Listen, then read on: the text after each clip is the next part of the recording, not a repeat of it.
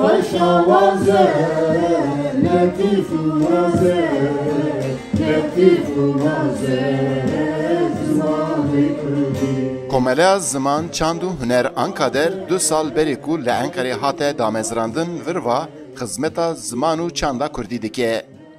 Hevserokê Ankaderê Mehmet Zekî Gönüldaş wek xebatkarekî dilxwaz vê saziyê îdare dike. Ew her roj dema karûbarên xwe yên jiyanê temam dike, yekser dikeve rê û ber bi komeleyvatê û ev car jî karê xwe yê vê derê birêva dibe. Cihana pakrawanan ji bedenê qetiya. Li komeleyê da li ser hemû zarabên Kurdî qurs hatine vekirin. Xeynî vî li vê derê li ser fêrbûna amûrên mûzîkê wek erbane, gîtar, saz û her wekî din perwerdeh jî tê dayîn. Komeleya Ankaderê 18 Gulana 2022 da hat avakirin.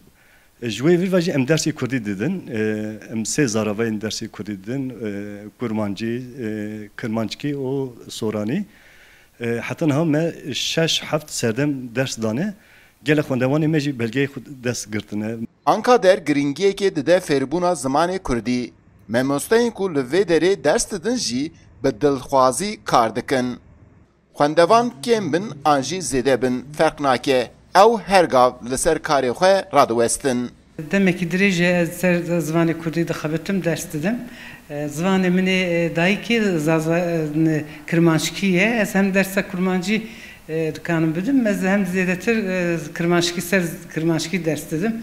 Mixabin xwendekarê me pir kêm in hendikin. Her serdemê teqiz koma zazakî vedikin.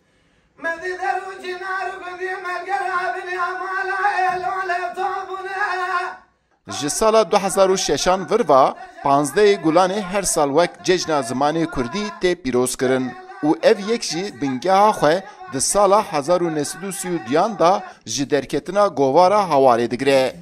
Komeleya Ankader jî giringiyeka mezin dide vê rojê û di vê demê da gelek çalakî durist dike ji bo dewlemendkirina çand û hunera Kurdî xebat dimeşîne.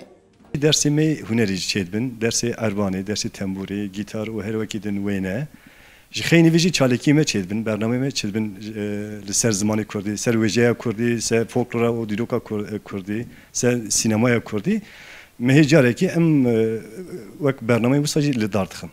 Hêjayê diyarkirinê ku li Enqerê di demên berê da jî gelek komele û sazî yên li ser zimanê Kurdî hatin vekirin. Lê pirê vana ji aliyê dewletê ve hatin qedexekirin û girtin. Demeka dirêj bû ku ti saziyek li Enqerê tunebû, heta ku Ankader hate vekirin.